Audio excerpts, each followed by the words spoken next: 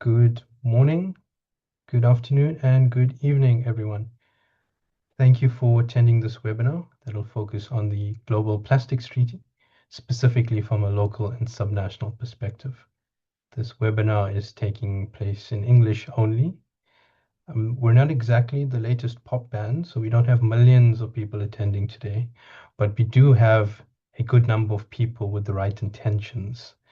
And those people are trying to eliminate plastic at a local and subnational level. And that's why we're here today to establish what's previously happened with the Global Plastics Treaty, what needs to happen when we meet in Geneva in a few weeks' time. But remember, your voice is critical and we want to hear your opinions and inputs and insights. So please actively engage the chat function on Zoom and or the question and answer section. My name is Magesh Naidu. I'm the head of circular development based in ICLEI's World Secretariat in Bonn, and I'll be your moderator today. If we jump to slide 2, please. Just to highlight before we go into the details, the Local and Subnational Governments Coalition to End Plastics Pollution is driven by a few coordinating partners. These partners are ICLEI, the Government of Quebec and the Government of Catalonia, UCLG, and Global Cities Hub. In addition, WWF, Regions 4, and C40 are coalition partners. But the critical part of the coalition is the over 100 signatories from local and subnational governments around the world that are signed on the dotted line and continue to support the coalition in bringing this important message to member states that are actually undertaking the negotiation process. Next slide, please. This webinar is, so just a few housekeeping rules. This webinar is being recorded for future reference and for those colleagues that couldn't join at the time slots that we have today. We have the first session now at 9 o'clock Central European Summer Time and the second session taking place this afternoon. Please use the chat function to ask questions or post links, as we've already mentioned. This could be to your own projects and information as well. The idea is to create a safe space to discuss freely and talk about specific topics. So being mutually respectful is critical for this and for us. Let's jump to the next slide. Just to briefly take you through the agenda, we'll start with welcome introductions by Pablo Mariani from the United Cities and Local Governments, or UCLG. We then jump to the overview and update on the negotiation process from Juan Pablo Celis Garcia. So we will then get an idea of what's coming. But for us to do that, we need to then, at the end of the session, or by the end of the session rather, have an idea of where we come from. So Gabriel Boichet Sancho will take us through some feedback on what's happened during INC 5.1 in Busan, Italy. Busan, Korea, sorry. Then we jump into a panel discussion, and this will be led by Huai Ho from WWF, and our panelists will be engineer Solomon Noy from Accra, Ghana, and include Maria Roses Geralt from the Government of Catalonia and Paula Castañeda Rodriguez from ICLEI's World Secretariat. We'll then hand over to our colleague Andres Zoreni, who's a Senior Policy Advisor from Global Cities Hub, to wrap up the session. So if we jump to the next slide, I can, without further ado, I now hand over to Pablo for the welcome and introductions. Pablo is a program manager at UCLG based in Barcelona and has extensive experience in local and subnational governments, having represented local authorities at numerous international platforms, including this one. Pablo, over to you. Thank you so much, Magash, and good morning, good afternoon, everyone, and good evening to everyone who's joining from across the globe. So, yeah, on behalf of the Local and Subnational Governments Coalition to End Plastic Pollution, I want to warmly welcome you to this timely webinar ahead of the resumed fifth session of the Intergovernmental Negotiating Committee on Plastic Pollution, known as INC 5.2. So we gather here at a critical juncture. The road to a legally binding treaty to end plastic pollution has been long, often difficult, and hopes were high in Busan that INC-2 would mark the end of negotiations. Instead, what we saw was a reminder of how complex and at times fragile multilateralism can be. That session was suspended without agreement on a final text, and we now move on to Geneva to try again. With this in mind, we have come to realize that the treaty we're negotiating may not deliver on the ambitious and transformative change many of us had hoped for when this process began. While political divisions remain deep, key issues like curbing plastic production, setting mandatory obligations, or recognizing the full life of plastic, the full life cycle of plastics are still unsettled. And yet, in this imperfect moment, we have come to an opportunity not just to influence the final treaty text, but to anchor the essential role of local and subnational governments in the global response to plastic pollution. And why is this so important? Because local and subnational governments are not just implementers. We're the first responders, we're innovators, and we're closest to where the plastic pollution happens, on our streets, our rivers, our landfills, and our communities. Local and subnational governments across the world are already leading the way, from banning single-use plastics to redesigning waste systems, from mobilizing informal workers to promoting new reuse and repair business models. But too often, we're expected to act without recognition, without the resources, and without a voice at the table. So this coalition exists to change that. It is convened by the governments of Quebec and Catalonia, ICLE, UCLG, and the Global Cities Hub, with partners that we mentioned before. We meet today with our supporting champions, united in one clear message. Any treaty that fails to include and empower local and subnational governments is a treaty that will struggle to deliver on its promises.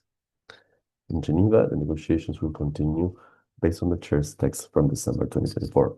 It is not perfect, but it does contain openings. It mentions the subnational governments in the context of waste management and capacity building. That is something.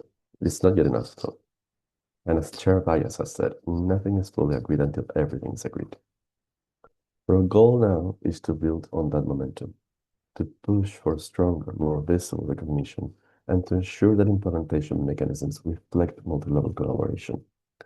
Throughout today's webinar, you'll hear more about that state of negotiations or updated Coalition position on what's still possible before and during INC 5.2. We will also highlight the experience and leadership of cities and regions who are already putting into practice the kinds of measures to prevent and minimize the impact of plastic pollution. This treaty envisions something that we hope we can achieve, and even as the ink is still drying out, let's hope that we can influence this draft. So thank you so much for being here, and thank you for adding your voice. And now back to you, Magash. Thank you so much.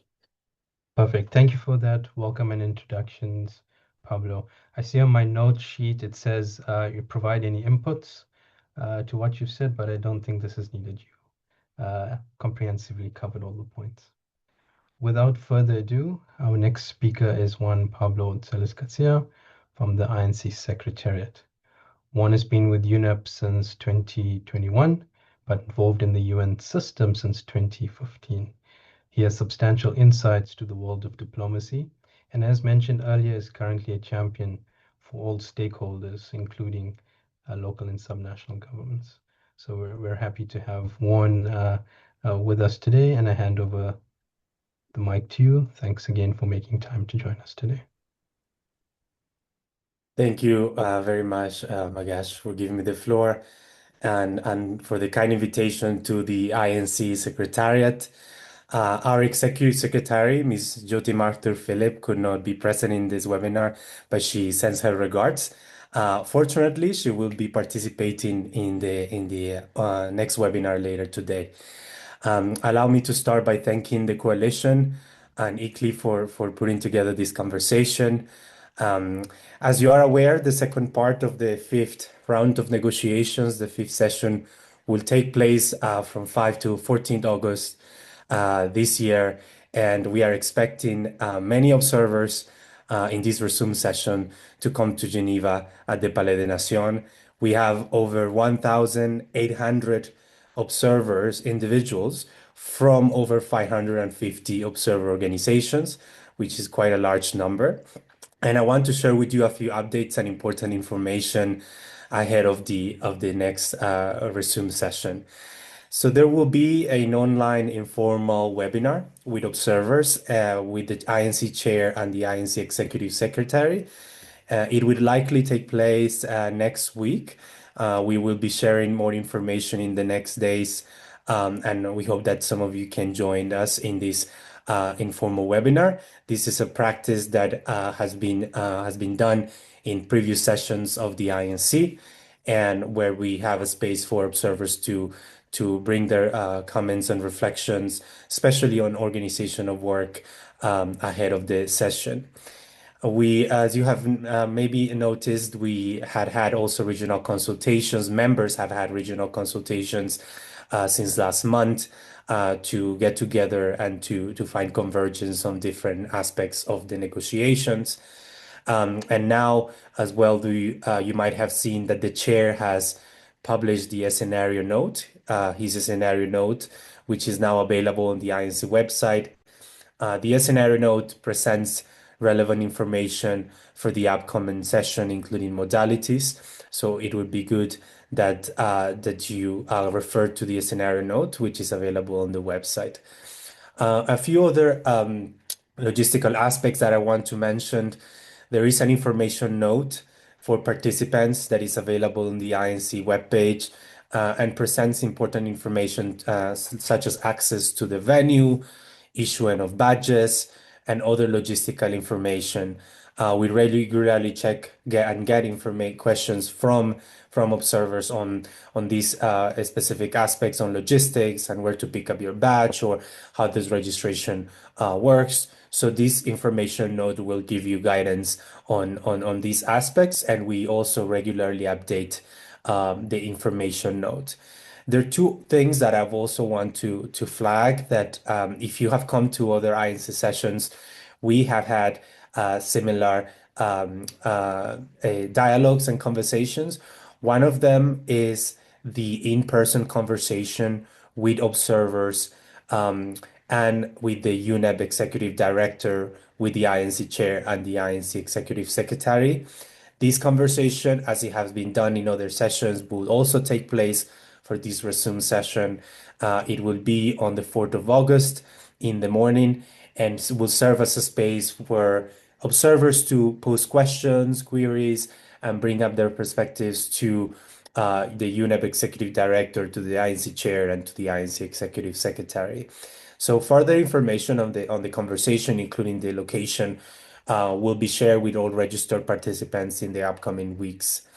And also another important point that I want to raise is that for this session, we will have a dedicated room for observer organizations.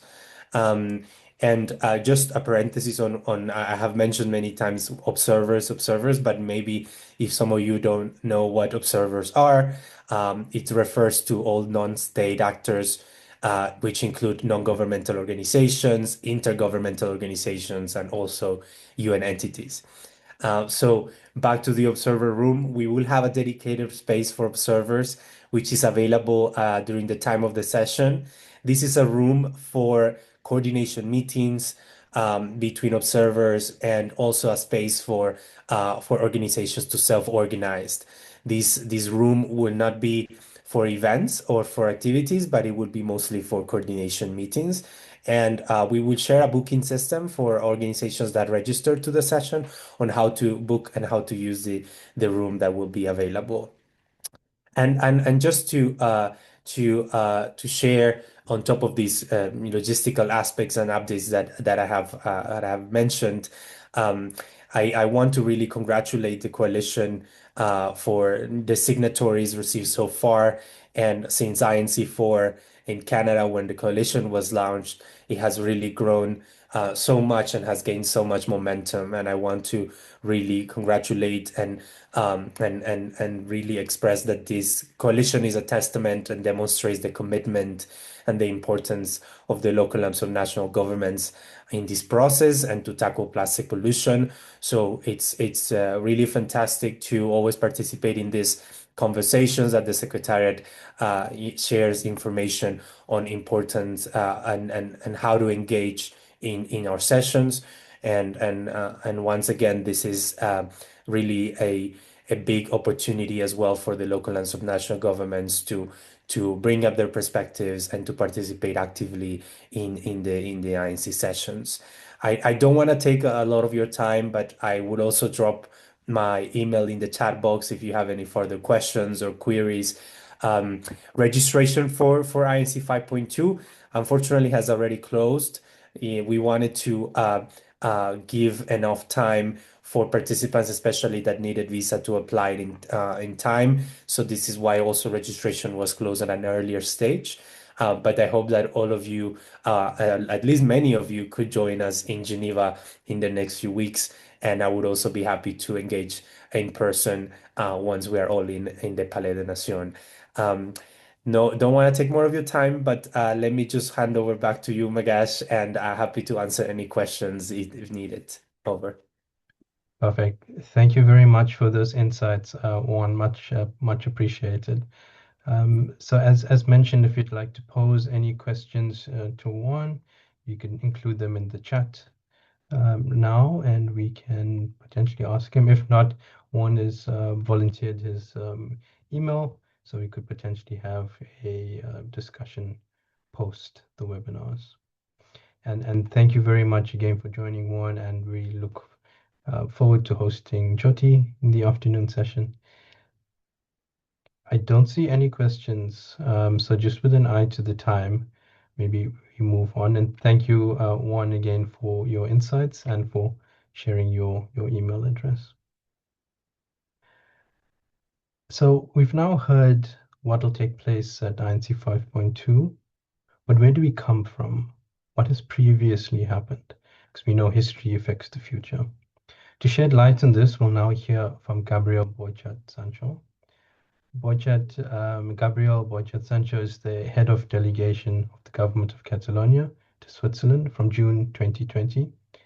After almost 15 years working in political advocacy and communication for social change, Gabriel has focused his career on international matters, especially in international cooperation and global health fields.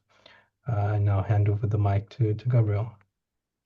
Thank you very much, Magash, and thank you all for being here today. As Magash mentioned, the goal of my presentation is to report back on our coalition participation in the Busan, South Korea negotiations, and also the outcomes we achieved, but also explain what we've been doing and what we do between negotiations rounds. And finally, very briefly, I will give some messages about what we expect for the upcoming INC 5.2 in Geneva. But first, I would like, as Magash mentioned, history is important. I would like to remind why the coalition exists and what are our main objectives. As we often said, we believe that local and subnational governments play a key role in addressing environmental pollutions, and plastic pollution is no exception. We are on the front lines with direct responsibilities in waste management, for example, in some cases, legislative powers, and even budgetary authority for some. Therefore, we are and must be a valuable partner in implementing the plastic treaty. And if that's the case, then it's essential that our needs and our realities are included in the treaty from the very beginning. This is why, from the very first rounds of negotiations, our two main goals have been, first, to work for an ambitious treaty, and second, to ensure that the role of local and subnational government is reflected in the treaty text. So what happened in Busan, South Korea? The negotiations were held from November the 25th to December 1st, 2024. Briefly, the negotiations in general were very challenging, especially for delegation pushing for an ambitious treaty, which actually were the majority.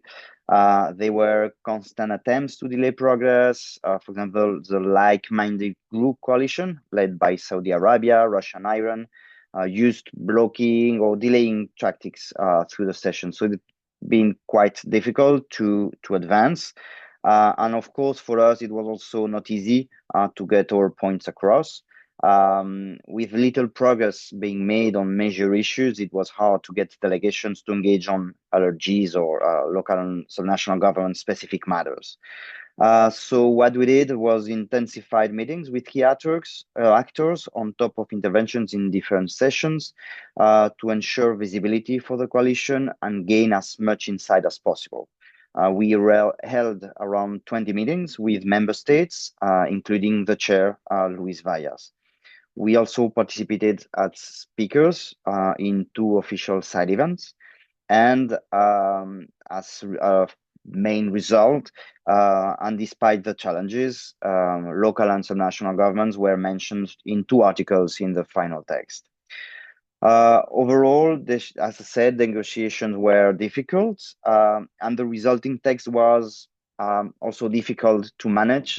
Very long text, a lot of comments from different member states, and it was really difficult to work with this text. However, our 2 main goals, one was achieved, as Canada, as member state, introduced part of our arguments or demands into the final text. Also, another result of the negotiations is that our membership grew from 80 local and subnational governments to more than 100, actually 104 during the period. Also, so that was for Busan. What happened before Geneva, so between Busan and Geneva? First of all, very important, the chair drafted a much clearer and also shorter version of the text. And this is the text that we have been working on during the last month. In this version, I have to say that local and subnational governments still appear in 2 articles, which is a good and important news for us. We appear in 2 articles, Article 8 about waste management, and also the Article 12 capacity building, so the work that we can do on raising awareness about plastic pollution. So this is very important for the coalition. It's an important result, but also I have to say that nothing is ensured. And that's also clear the path about what kind of work we've been doing and will do in Geneva, which is, first of all, try to maintain these mentions on local and subnational governments into the text and potentially increase with other mentions. What we've been doing between negotiation rounds, we've prepared, first of all, a new wording and a new position document focused specifically on Geneva. I have to say that the suggested language or wording is a very useful tool that we've been using over the different negotiations sessions. We analyze the text of the treaty being discussed, and we propose some specific and concrete language to the different delegations. This helps to explain our argument, but also it's very specific with concrete examples. So any member state can actually take this language directly and put it into their suggestions. It has been a good tool, and it's easily understandable and also very direct. In addition to that, in the new wording, working on the last text available, we, in addition to the 2 articles where we already are mentioned, we also suggest, for example, to be mentioned in other 2 articles, the number 11 on financing and also the number 14 on the national actions plan. In addition to that, we've been doing some advocacy work here in Geneva. We organized 2 lunches with the representatives of permanent missions in Geneva. These were good opportunities to share our perspectives, gather feedback, and understand also what is expected to happen during INC 5.2 in August. We had in each lunch around 10 representatives, and that's very good result, important, regular discussion that was very useful. And so we held some one-to-one meetings. So INC 5.2, very briefly, what can we expect? First of all, let's say that no official side events will be held during the negotiation in opposition to other negotiations rounds. And also be informed that Geneva will be very quiet, probably more than ever, because it's a holiday season. So just take in account that. The negotiations are expected to be intense, to be difficult, probably also pressure on delegations and also on different actors will be there. This is also a factor that we have to take in account. We can't forget that there are major economic interests at stake. So this is a reality, and we'll be navigating that. Our strategy as a coalition, of course, as in Busan, and that was a very good lesson learned from Busan, is first of all, adapt and read the room. We need to be aware on what's going on. We need to be aware that we are not a priority, but also we are not problematic or controversial. So this is something that we have to take in account. Local and national governments, we haven't faced any delegation or any actor being clearly against what we suggest. And this is probably a strength for us. So we have to really use that or be aware. Of course, rely on our allies and explain our position clearly. And this is also a lesson learned from Busan. Stay focused on our objectives, as I mentioned at the beginning. Really work for an ambitious treaty and ensure that local and national governments are mentioned and we raise awareness about our work. So, of course, just to announcement, we will keep the work with meetings with missions and stakeholders, but also we will have a reception on August the 3rd focused on member states that we will be inviting. It will be a small reception and it will be also a good opportunity for us to explain our work. So more or less that's about the historical part and the current activities that we are undertaken here in Geneva before August. And if you have any question, of course, I'm here. I just want to add maybe two messages. Of course, three. If you're coming to Geneva, please let's meet, say hello. We will be very happy to meet you. In the meantime, if you have contacts within your governments, please encourage them to support the coalition position during negotiations. Of course, we're here to help you with anything you need, any arguments, any material that you might need. And finally, if you have the opportunity to bring any new member to the coalition, they will be very welcome. We, as I said before, 104, but we need to be more, especially for the next steps that around the treaty. The more we are, the more pressure that we can make, and we can ensure our visibility. So that's it. Thank you very much, and back to you, Magash. Great. Gabriel, thank you very much for that comprehensive overview of what's happened. One could maybe go so far as to call you an excellent historian now. So very insightful. Thank you. Then just with the eye to the time, Gabriel, we have one question in the chat from Nidhi Gopal. Can I request you have a look because it's addressed to you and maybe type the response in the question and answer so we can catch up with a little bit of time. Thank you for that. Next, we have an interesting panel discussion that will be moderated by Hoi Ho. And Hoi serves as the Policy Development Manager for the Global Plastic Policy at WWF Australia. With a strong background in environmental governance and international policy, Hoi plays a key role in shaping WWF's global advocacy on plastic pollution. The panel will consist of Engineer Solomon Noy. Engineer Noy is currently the Director of Waste Management of the Waste Management Department of Accra, Metropolitan Assembly with over 20 years of working experience in the public service. Engineer Noy is an experienced sanitary engineer with excellent client and project management skills, action-oriented, with strong ability to communicate effectively with the technology executive and business audiences.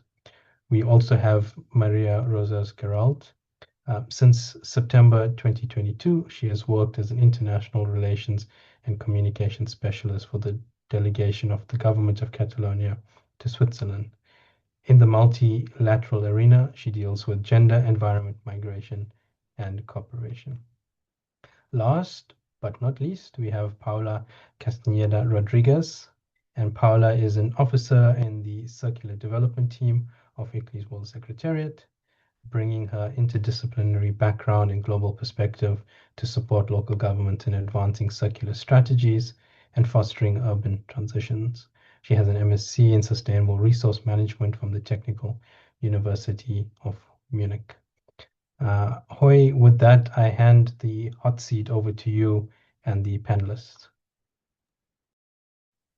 Thank you, Magash, for the very comprehensive introduction.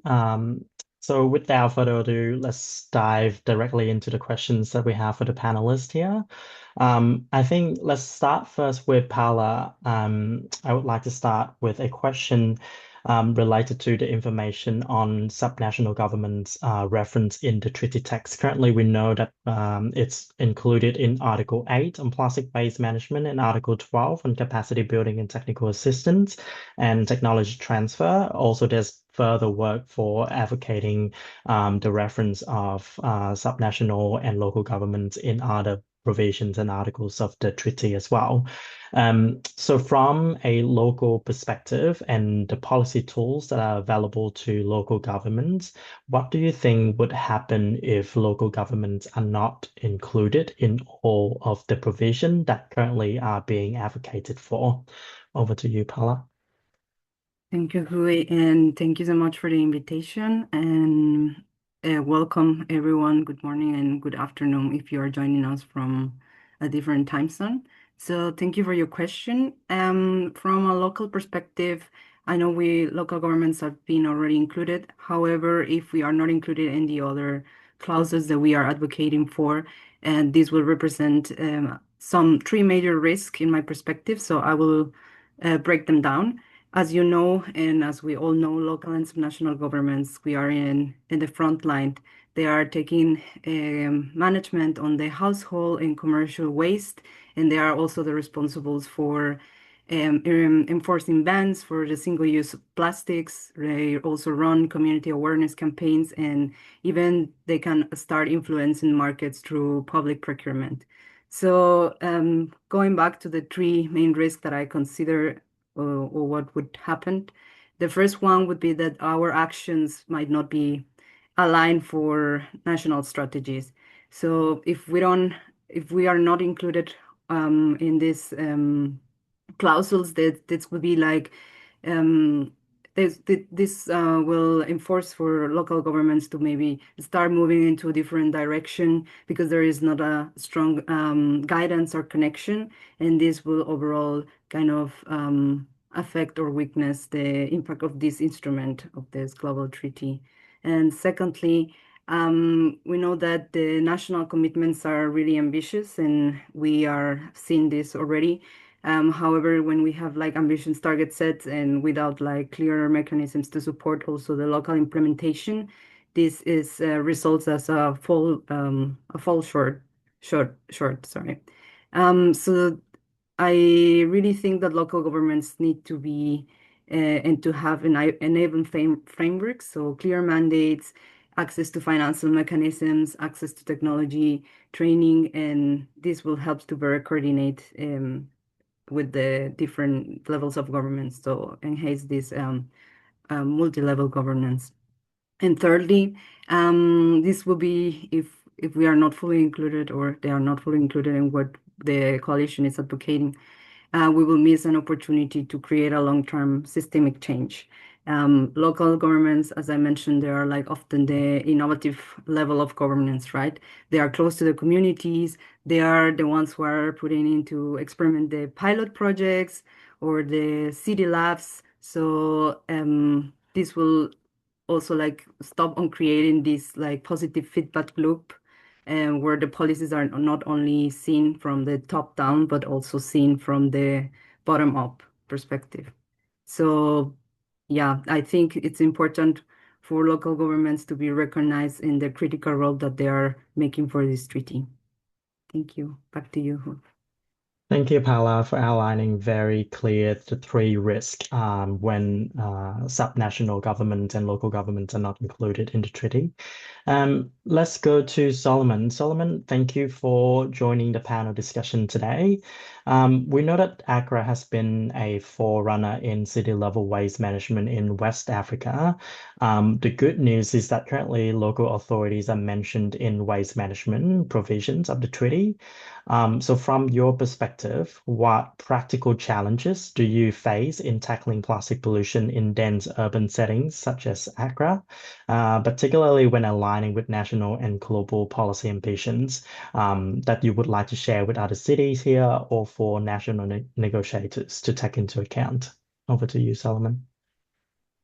All right. Thank you very much. And good morning, good afternoon, good evening to everybody, and for the opportunity to share these insights with you. Yes. So you realize that one major challenge that we face in the city of Accra is the issue of policy alignment. What I mean is in our local government structures, the local authorities such as ours, the city authority, city of Accra, is required to implement the policies that will emanate from the ministerial level and top government or cabinet level. And so, for instance, left to us, we would have gone full haul to make sure that at least certain forms of or categories of plastics, such as the carrier bags, the single-use plastics of some types, are completely banned, just like our East African neighbors are doing. But you realize that there has a slow nature or slow hesitation on the part of government and the ministry, that is in this case, the Ministry of Environment, Science and Technology, who are responsible to enact or formulate such policies on outright ban. And that is what challenges us, because definitely if such policies do not emanate from the top for us to implement, then it becomes very difficult. Because, for instance, we as a local authority can decide to put in some bylaws to make sure that this thing is done. But it will be restricted to only our jurisdiction or within our local authority area. And look at these plastics I'm talking about. With the slightest wind from any slight rainfall, whatever you have done will be carried from one neighbor onto your shores, and then it will find its way into the water bodies, especially the issue that we are dealing with now is microplastics, because the carrier bags and these light foam plastics have the tendency to break down quickly into microplastics, and then the aquatic life, the fishes, ingest these things. They are deposited in the body tissues of these fishes, and then it enters the food web. And as we speak, it is impacting heavily on the reproductive health of the citizens. And research is ongoing, and very soon papers will come out. But we do not have to sit down till we reach this catastrophic end. So for me, this is one major challenge that I want us to push as we go into these treaties, to press on national governments and then the ministerial level authorities to make sure that at least they enact such policies and formulate it in order for the local authorities to implement. Thank you.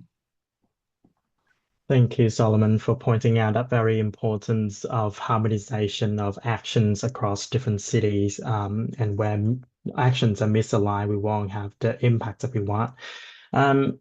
Next, let's go to Maria. Maria, it seems like INC 5.2 might conclude with an agreement by the end of the meeting in Geneva. Building on the questions that I just posed to Paula and Solomon, what aspects do you think of the national plans that is currently referred to in the treaty could the cities contribute to, and how should they do that? Thank you, Hoy, for your question, and good morning and good afternoon to you all. So the content of the national plans is not yet defined in the current version of the plastic treaty, and probably the first COP will define the modalities and guidelines for the national plans. We consider that the local and the subnational governments have to be present during the design phase of the national plans, and that is the reason of our wording, the suggested language that we were mentioning before, to the current chair's text. So we added a reference to the role of the local and subnational governments in the Article 14, which is the article of National Action Plans, paragraph 1, which now reads, each party shall or may develop, taking into account respective national circumstances, a national plan based upon its national needs, circumstances, and capabilities, and in consultation with subnational and local governments, that contains actions and measures the party intends to take to implement this convention. End of the quote. But in any case, we believe that cities and subnational governments have a lot to contribute on the designing and the implementation of national action plans due to our expertise in implementing measures, actions, and activities at the local level, and the capacity to replicating and scaling these best practices. This also, of course, includes raising awareness and fostering behavior change among the residents and the local communities. And finally, we believe that taking into account the perspectives of citizens of national governments from the outset will help ensure that national plans are realistic, inclusive, and most of all, equipped to drive real change at scale. Thank you. Thank you, Maria, for sharing the very critical importance of involvement of subnational and local governments in designing and implementing the national plans. We are running a bit short on time, so I'm going to ask the speakers to kindly please limit your intervention to about 2 minutes in the next couple of questions that I will pose to you. I think I would like to go back to Solomon. Solomon, could you please share with us some of the complexities of implementing separation at source solutions? And do you think that is a critical aspect that would be needed to be included in the national plans? And then what about reuse solutions? All right, thank you very much. One major challenge that we face is the inadequate or completely lack of infrastructure to be able to support and manage the source-separated waste. And in waste management, unfortunately, if you don't get the downstream management right, it becomes difficult to roll whatever programs you have to the upstream management. Now, if the infrastructure is not there, is non-existent, even communication in educating the populace and convincing them as to the need to adopt source separation becomes difficult, because definitely they are watching and they are watching to find out what you are doing with the efforts they are putting into place to source separate their waste.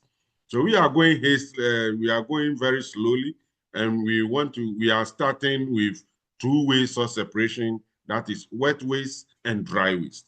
And for wet waste, we intend to educate the population, and therefore we are demonstrating to them how they can use on-site treatment systems, such as home composting for smaller organic waste that has been generated in the homes, as well as anaerobic digestion facilities for bulk waste generators. And bulk waste generators are those who can generate more than 100 kilograms of organic waste every day.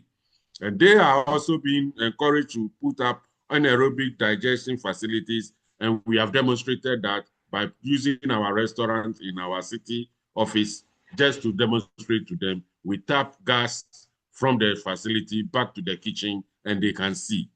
And we are doing all this to make sure that we minimize the quantity of organic waste that will be left for the markets and other public places so that we avoid the complexities that will come with larger plans to do that. When we are done, definitely we are putting up what we call buyback centers, where the dry waste will be taken to these buyback centers. And we are training the informal sector players, such as those informal waste collectors, informal tricycle riders, to be deployed to these buyback centers so that they can retrieve as much as possible the recyclables from them and they will give them to off-takers.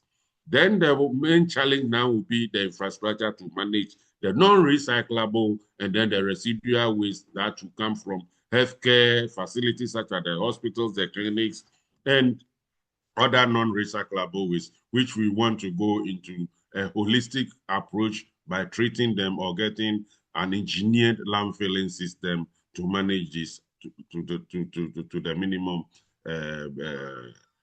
what we call fractions possible. Thank you. Thank you, Solomon. Paula, as we are talking about waste separation at source, I want to ask you, how do we use the implementation of that waste separation of source to also address other waste streams so that we integrate them better? And then the same question as well for reuse. Thank you for the question. I think it's really important so that we don't see, for example, the plastic pollution as an isolated item, but more like as an opportunity to redesign how the entire waste system works. So, for example, using the same approach or the same infrastructure, you can still include maybe some organics, paper, or e-waste and more. This kind of integrated approach improves recycling quality, also reduce the landfill use for the cities, and of course advocates for climate goals. So also another thing that it's really important to mention is that it could be more cost effective in the long run. So kind of like the reuse systems, they also have the same principle. So when you implement reuse solutions, for example, returnable packaging or refill stations or deposit returns, they should be not only limited to one material or one product type. As an example, it comes to my mind the reusable container for takeaway food that can also be adapted for grocery items or household goods or beverage bottles, for example.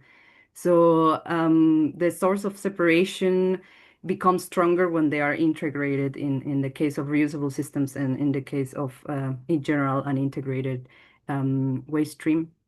So yeah, it needs to be designed in a way that it's user-friendly and also that embeds into the local service delivery.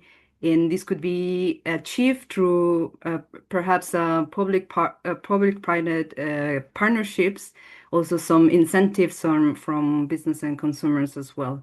So overall, integration is not about just logistics, it's also about like a change of mindset. So I believe that local and subnational governments should approach this through a circular economy lens or perspective.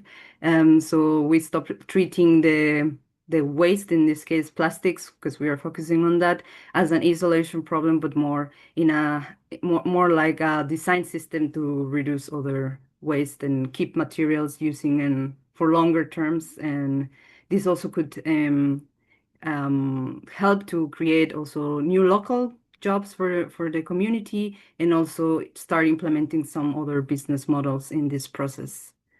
And thank you. Back to you. Thank you, Paula. Thank you to you and Solomon for sharing the local complexities as well as like very specific know-how solutions to integrate waste separation at source as well as reuse with other waste stream and materials, not just on plastic, so that we have a more holistic approach when we implement this treaty. I have one last question that I will go back to Maria. Maria, how best do you think subnational governments can support cities in terms of scaling separation at source and reuse solutions? So thank you, Hoy. And as you may know, subnational governments, we often have the specific regulatory powers and the ability to enhance implementation and enforce actions. So we can support cities with specific regulations, with clear and robust objectives regarding separation at source, and also promoting with subsidies, public procurement, and reuse solutions and other new business models to tackle and prevent single-use plastics.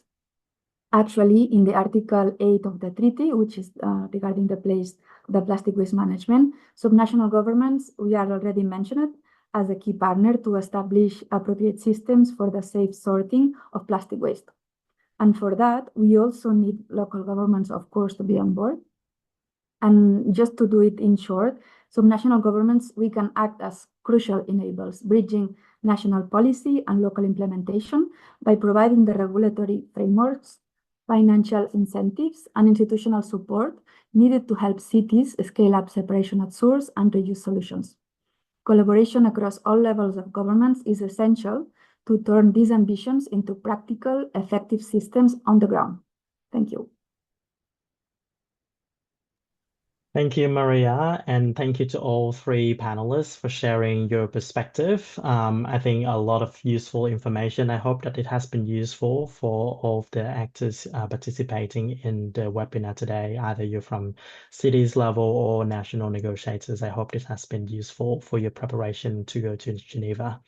I think that's all for the panel discussion. Let's go back to you, Magash. Thank you, Hoy, for moderating that session, and to Solomon, Maria, and Paula for providing those insightful responses. This was very much welcomed and warmly received. What stands out for me is that we have multiple different lived realities. So what I mean is that in Catalonia, in Bonn in Germany, in Accra, Ghana, and even in Australia, then there's very different scenarios. But what it seems to me is that these boil down to a few globally applicable principles.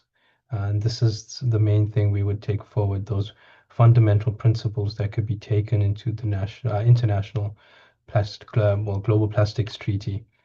So these types of consultations and inputs are critical for this. As we near the end, just to highlight to the audience again, the chat and question and answer function is open. If you have questions, please pop them in the chat for our panel and they can answer it while we're going to the next session. So thank you again to our moderator and panel members. Looking forward for further interaction. With that, we'll jump to the last speaker.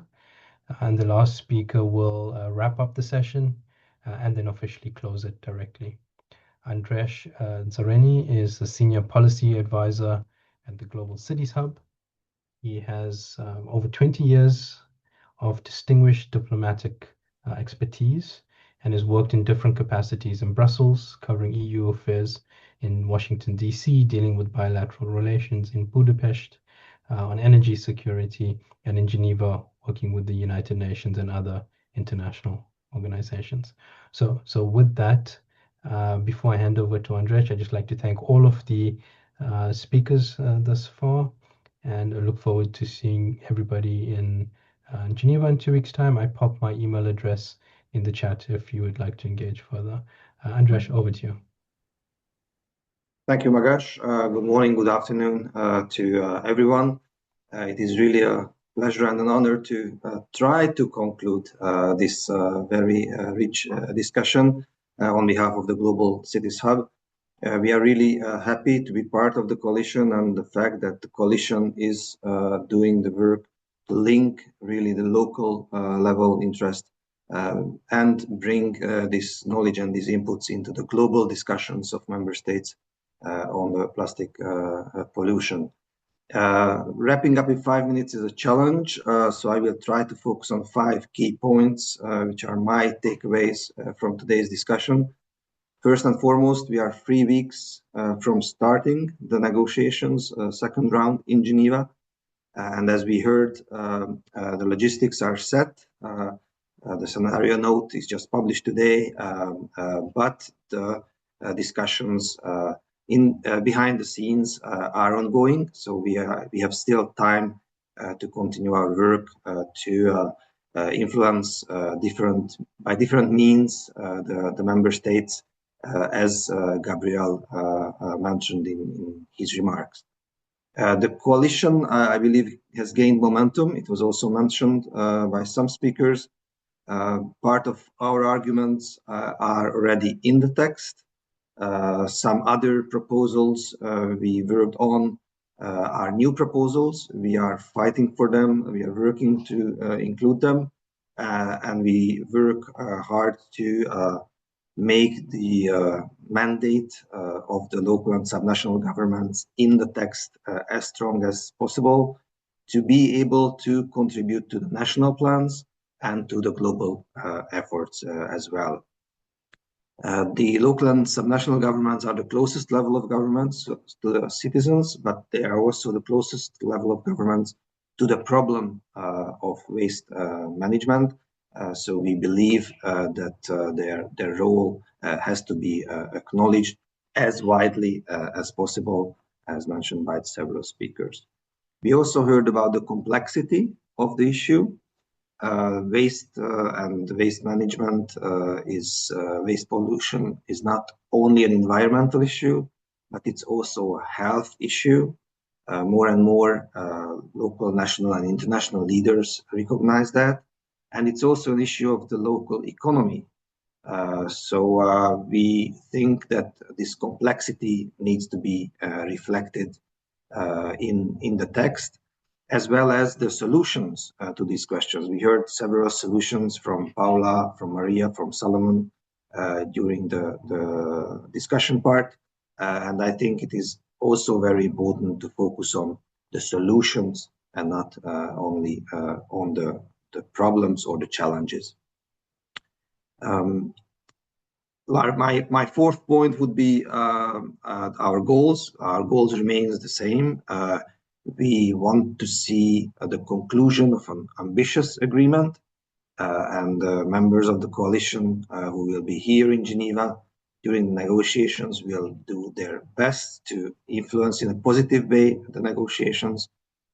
And the other goal, as mentioned, the role of local and subnational governments to be reflected at the national and at the global response as well. This is the only way that we can assure that national development plans are realistic, as mentioned, inclusive, as also mentioned in the discussion, and implementable on the ground.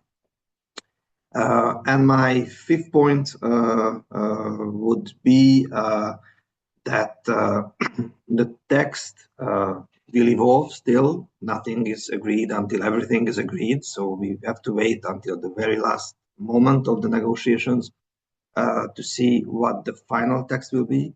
But for sure, the text will offer at least as many openings as solutions. And we have to build on in the future on these openings. So for us, I believe the end of the negotiations is not the end of the process, but it's a new beginning for the coalition. The coalition remains open for signatories, and as it was also mentioned, the more we are, the more influence we can have on these global processes. So with these five key takeaways from me, or conclusions from today's discussion, let me say that the coalition is remaining very much focused on the negotiations and on presenting our objectives at negotiations of INC 5.2 here in Geneva in a couple of weeks. Until then, we remain at your disposal for any follow-up and question. Let me thank all our speakers and also the organizing team behind the speakers. And thanks for our audience who remained with us until the very end. Looking forward to work with you, looking forward to continue the discussion. Thank you for your attention. Thank you for the speakers. Goodbye.